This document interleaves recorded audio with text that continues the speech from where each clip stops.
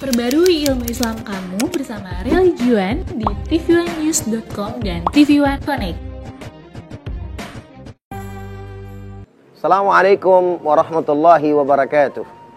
Hamdan wa syukran lillah wassalatu wassalamu ala rasulillah wa ala alihi wa sahbihi wa man walah wa la hawla wa la quwwata illa billah amma ba'd. Puji dan syukur hanya untuk Allah subhanahu wa ta'ala Rabbul Izzah.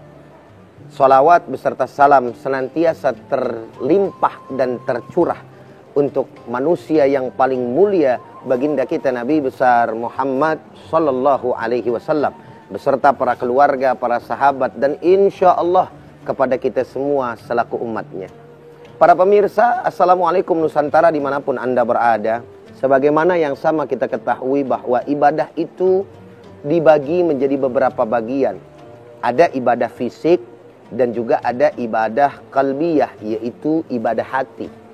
Dan juga ada ibadah yang terkumpul di dalamnya semua, yaitu ibadah harta, ibadah hati, ibadah fisik yang terkumpul di dalam ibadah haji, menjalankan kewajiban ke tanah suci.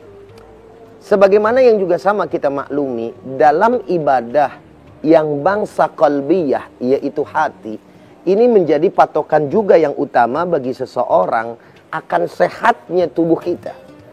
Jikalau ada penyakit di dalam diri kita berupa penyakit hati, maka obatnya lebih sulit daripada penyakit fisik itu sendiri. Sehingga oleh karenanya di dalam kitab-kitab tasawuf dibahas tentang radha'ilul qulub atau penyakit-penyakit hati, dan juga yang menyembuhkan hati tersebut serta memberikan kesehatan kepada hati sebagai orang yang beriman kepada Allah Subhanahu wa taala. Salah satu daripada ibadah yang berkaitan dengan hati yang perlu sama kita perhatikan sebagai hamba-hamba Allah Subhanahu wa taala adalah ibadah yang berkaitan dengan keikhlasan kepada Allah Subhanahu wa taala. Karena ikhlas ini menjadi satu patokan yang utama diterimanya daripada amal perbuatan seorang hamba Allah Subhanahu wa taala. Oke lah, baik, ketika kita berbicara tentang syariat, rukunnya pas, lalu kemudian syaratnya dikerjakan dan lain sebagainya, itu secara ilmu fikih memang dianggap sah. Tapi manakala ibadah tersebut dilakukan bukan karena Allah Subhanahu wa taala, maka ibadahnya tidak diterima oleh Allah Subhanahu wa taala. Subhanallah walhamdulillah wala ilaha illallah wallahu akbar walillahil hamd. Oleh karenanya kita bisa melihat dari berbagai macam kitab-kitab hadis, baik yang paling kecil sampai yang paling besar, bahkan kitab-kitab fikih pun pembahasan yang pertama yang penting dilakukan dan disampaikan oleh umat Islam tidak lain dan tidak bukan adalah tentang keikhlasan. Sebagaimana hadis tentang niat ini diriwayatkan oleh Sayyidina Abu Bakar, Sayyidina Umar ibn al-Khattab radhiyallahu ta'ala anhu, di mana beliau menyampaikan hadis Nabi kita Muhammad sallallahu alaihi wasallam yang berbunyi, faqala an-nabi sallallahu alaihi wasallam innamal a'malu binniyat, yaitu hanya saja perbuatan tersebut dilihat barometernya dari niat si hamba tadi. Ini menggambarkan begitu pentingnya niat tersebut yang ditujukan hanya karena Allah Subhanahu wa taala, sehingga menjadi barometer, lagi-lagi saya sampaikan, diterimanya amal seorang hamba di hadapan Allah Subhanahu wa taala. Saudara hadirin para pemirsa yang sama dirahmati dan dimuliakan oleh Allah Subhanahu wa taala, pemirsa Assalamualaikum Nusantara dimanapun Anda berada. Yang menarik di dalam surat Al-Ikhlas berbeda dengan dua surat lainnya yang padahal dia ini tergabung di antara tiga. Sehingga dikatakan oleh kita ini merupakan tiga kul atau trikul. Kul huwallahu ahad, kul a'udzu birabbil falaq, dan juga kul a'udzu birabbin nas. Dua ayat diantaranya dinamakan dengan nama surat tersebut, yang ada di dalam ayatnya pun disebutkan. Al-Falaq umpamanya, kita melihat di dalamnya disebut kata falak. Kul a'udzu birabbil falaq, subhanallah. Surat An-Nas disebut juga di dalamnya Qul a'udzu birabbin nas, tapi berbeda dengan surat Al-Ikhlas di mana Allah Subhanahu wa taala menyampaikan Qul huwallahu ahad, Allahus samad, lam yalid walam yulad walam yakul lahu kufuwan ahad. Shadaqallahul azim. Apa rahasianya? Kenapa Allah Subhanahu wa taala tidak menamakan dengan surat Al-Ahad sebagaimana dengan surat-surat yang lainnya yang di dalam surat tersebut juga tersebutkan nama surat tadi. Tapi Al-Ikhlas Allah Subhanahu wa taala tidak menyebutkan di dalamnya. Tidak dinamakan dengan Al-Ahad, tapi Al-Ikhlas. Kenapa sedemikian rupa? Seakan-akan Allah ingin memberitahu kepada kita semua selaku hamba-Nya bahwa apapun yang dilakukan di dalam hidup dan kehidupan ini semata-mata hanya untuk Allah Subhanahu wa taala. Qul huwallahu ahad. Katakanlah ya Muhammad bahwa Allah itu esa. Perbuatan kita, kelakuan kita, ibadah kita, taat kita hanya ditujukan untuk Allah Subhanahu wa taala. Dan hal itu tergambar di dalam ibadah salat kita, yaitu sebelum kita melakukan membaca surat Al-Fatihah sebagai salah satu daripada rukun salat, ada sunnah membaca du'aul iftitah. Inna salati wa nusuki wa mahyaya wa mamati lillahi rabbil alamin. Masya Allah, sesungguhnya salatku, ibadahku, hidupku, matiku hanya untuk Allah Subhanahu wa ta'ala. Bacaan daripada surat Al-Ikhlas tidak dengan sur Qul huwallahul ikhlas, tapi hanya Qul huwallahu ahad. Maka bagi kita sebagai hamba-hambanya yang beriman, para pemirsa, Assalamualaikum Nusantara dimanapun Anda berada, ini menjadi perhatian yang amat sangat mendalam untuk kita agar kita menjadi hamba-hambanya yang ikhlas. Saudara hadirin, yang menarik pula dalam kesempatan pagi hari yang mulia ini, ada kata-kata mukhlas dan ada kata mukhlis. Subhanallah. Mukhlas itu lebih tinggi daripada mukhlis. Mukhlis orang yang ikhlas. Ini pemakai daripada sigat isim fa'il. Sedangkan mukhlas adalah sigat atau wazan isim maf'ul, yaitu orang yang diikhlaskan. Oleh karenanya, iblis tidak mampu untuk menggoyahkan keimanan hamba Allah Subhanahu wa taala, yaitu orang-orang yang diberikan di dalam hatinya keikhlasan. La ugwiyannahum minhum illa ibadakal mukhlasin. Di dalam Al-Quran disebutkan, saya akan mengganggu mereka, saya akan membawa mereka, saya akan mengajak mereka betul-betul. Bahkan dikatakan di dalam hadis di dalam ayat tersebut dengan memakai dua lam taukid, la ugwiyannahum minhum ajma'in illa ibadakal mukhlasin. Sungguh betul-betul. Pertama lam taukid, yang kedua dengan nun taukid sakilah.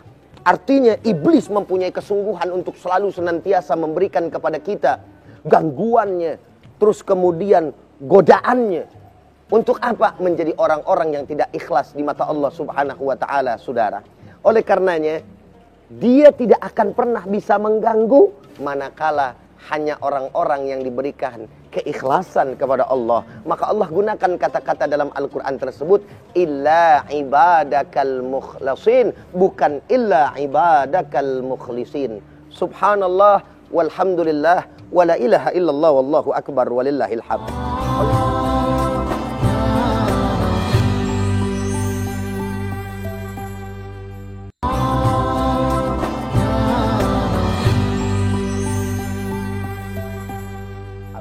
Oleh karenanya para pemirsa, kita ini tidak pernah diperintahkan oleh Allah Subhanahu wa ta'ala untuk melawan daripada iblis serta bala tentaranya, dalam hal ini syaitan laknatullah alaihim. Kenapa? Karena memang kita tidak akan pernah sanggup untuk melawan syaitan, tidak akan pernah sanggup melawan daripada iblis jikalau hanya mengandalkan daripada diri kita sendiri. Allah memerintahkan kepada kita untuk berlindung kepadanya dari semua godaan syaitan yang terkutuk. Dalam kalimat yang biasa kita baca, a'udzubillahi minasyaitonir rajim, aku berlindung kepada Allah dari godaan syaitan yang terkutuk. Subhanallah, walhamdulillah, wala ilaha illallah, wallahu akbar, walillahil hamd. Para pemirsa hadirin Assalamualaikum Nusantara, dimanapun Anda berada. Ada pertanyaan yang menarik dalam kaitannya tentang sebuah keikhlasan. Apakah boleh kita membaca surat Waqiah dengan tujuan meraih dunia? Lalu kemudian, apakah hal ini tidak termasuk kategori riya? Yaitu membaca daripada surat Al-Waqiah tapi dengan tujuan mendapatkan kelancaran dunia. Permasalahan seperti ini akan menjadi satu pertanyaan di benak umat Islam atau di benak orang-orang awam. Oleh karenanya, dalam kesempatan ini saya akan coba untuk meluruskan apa yang menjadi definisi daripada riya, ikhlas, serta tingkatannya seperti apa yang disampaikan di dalam pendapat-pendapat para ulama. Para pemirsa, hadirin, Assalamualaikum Nusantara dimanapun Anda berada. Dalam hal ini, Al-Imam Al-Fudail Al-Iyad, Fudail bin Iyad maksud saya, rahimahullahu ta'ala, beliau pernah mengatakan seperti ini. Tarkul amali min ajlin nas riya'un, wal amalu min ajlin nasi syirkun, wal ikhlasu ay yu'afiyakallahu minhuma. Termaktub di dalam kitab Ar-Risalatul Qusyairiyah halaman 96 dan juga 95. Apa yang beliau katakan? Fudail bin Iyad rahimahullah menyampaikan kepada kita, meninggalkan amal karena manusia itu namanya riya. Sekali lagi saya sampaikan, meninggalkan amal karena manusia itulah yang disebut riya. Kok bisa seperti itu? Begitulah adanya para pemirsa. Umpama contoh, saya sholat dikata nggak bener. Saya sholat dikata cuman belagak doang. Sholat salah, nggak sholat salah. Udah dah, mendingan saya kagak sholat. Nah, ada orang-orang yang seperti itu. Itu merupakan satu contoh yang amat sederhana, ya, yang senada apa yang disampaikan oleh Al-Imam Fudail bin Iyad. Jadi kita tidak boleh, walaupun orang mengatakan apapun kepada kita, menjelekkan apapun kepada kita, tidak boleh bagi kita untuk meninggalkan daripada sebuah perbuatan ibadah karena apa yang disampaikan oleh manusia. Ketika kita melakukan hal yang sedemikian rupa, berarti kita termasuk orang-orang yang riya. Lalu dilanjutkan oleh beliau, dikatakan wal amalu, dan beramal saleh min ajlin nas, untuk tujuan dilihat oleh manusia, syirkun, merupakan sebuah kesyirikan. Minimal ini merupakan syirik asghar atau syirik yang kecil. Sehingga oleh karenanya tidak boleh kita beribadah kepada Allah karena ingin dipuji oleh manusia. Umpamanya ada seorang mantu, sholat mah sholat bagus, tapi lantaran kagak ada mertuanya, sholat mah biasa aja. Namanya emang tiap hari udah begitu. Baca Fatihah ngebut, baca surat pendek ngebut pula, saudara. Emang romannya mau buru-buru, kebiasaannya begitu kan, saudara. Tahu-tahu lagi sholat maghrib umpamanya, oh, ada mertua ketok pintu dari depan, saudara. Lalu kemudian yang tadinya biasa saja, dia ngebut-ngebut, berubah. Nadanya dibagus-bagusin, dikeras-kerasin. Supaya apa? Supaya mertua dengar, saudara hadirin. Bismillahirrahmanirrahim. Alhamdulillahi Rabbil Alamin. Waduh, tadinya mau ngebut. Bismillahirrahmanirrahim. Alhamdulillahi Rabbil Alamin. Ar-Rahmanirrahim. Maliki Yaumiddin. Bodoh amat. Kenapa? Nggak ada mertua. Dengar mertua ketok pintu biar dianggap mantu yang saleh. Dibagus-bagusin. Kata Fudail bin Iyad, model seperti ini beramal karena arah manusia atau tujuan manusia dianggap baik oleh manusia adalah merupakan syirik yang kecil. Lalu bagaimana dengan yang ikhlas? Lalu dilanjutkan oleh beliau, wal ikhlasu ayyu'afiyaka Allahu minhuma, yakni ikhlas itu kalian dihindari dari dua hal yang tadi.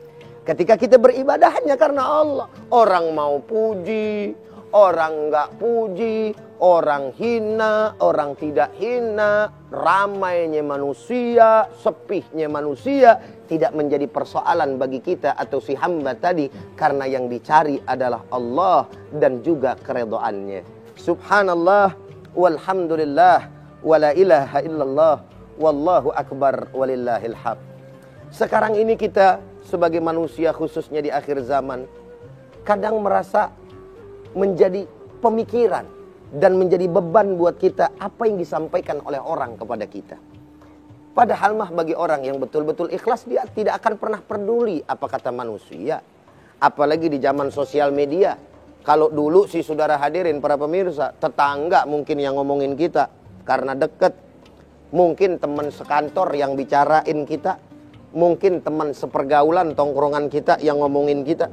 Kalau di akhir zaman ini, manusia seluruh dunia bisa bully kita, saudara. Itulah kemajuan teknologi dari kurang dan lebihnya. Komentar, bikin status misalnya.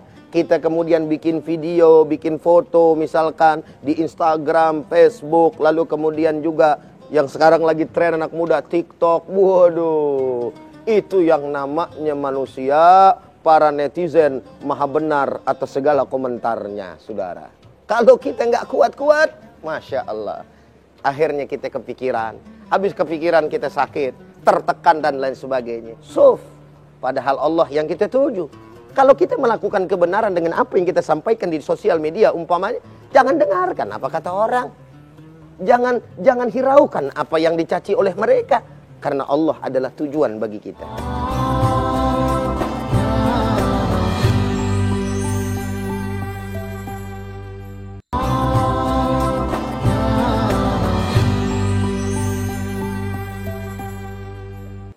Saudara, saya ingin tekankan kembali para pemirsa, apa yang menjadi kisah Luqmanul Hakim dan anaknya. Dikala Luqmanul Hakim membawa keledai beserta anaknya. Enggak habis kalau berbicara, mendengarkan apa kata orang. Pertama kali dia keluar, anak dan dirinya tidak menaiki daripada keledai. Apa kata orang? Punya keledai kendaraan kok enggak dinaikin. Bodoh kali itu orang berdua. Anak sama bapak sama aja bodohnya. Didengar sama Luqmanul Hakim. Nak, besok kita naikin, nak. Dinaikinlah sama mereka berdua. Dua-duanya naik. Apa dia katakan orang? Didengar lagi. Dasar manusia tidak berperi kebinatangan. Yaitu keledai yang sekecil itu dinaiki berdua. Didengar olehnya, nak, besok kita pindah, nak. Kamu yang naik, bapak yang teng-teng, bapak yang bawa. Itu keledai dilaksanakan. Besok ada orang berkata, apa yang dikatakan oleh orang-orang yang melihatnya? Dasar anak kagak tahu diri, masa bapak disuruh dorong? Tuh. Besok dirubah lagi, saudara. Ya sudah, nak, bapak di atas, kamu yang tarik, nak, keledainya. Dikatakan lagi sama orang. Apa kata manusia kala itu? Dasar bapak nggak tahu kesianan sama anak. Masa anak kecil disuruh dorong, disuruh tarik bapaknya pakai keledai. Subhanallah, walhamdulillah, wala ilaha illallah, Allahu akbar. Jadi omongan manusia mah nggak usah dihirau. Yang penting selama kitanya betul-betul kepada Allah sebagai tujuan akhir, awal dan akhir bagi kita. Karena juga yang namanya omongan orang tadi akan mampu untuk bisa merubah apa yang menjadi niat kita. Maka oleh karena itu, saudara, ketika kita mendengar apa kata orang, jangan dihiraukan, akan berbahaya buat diri kita.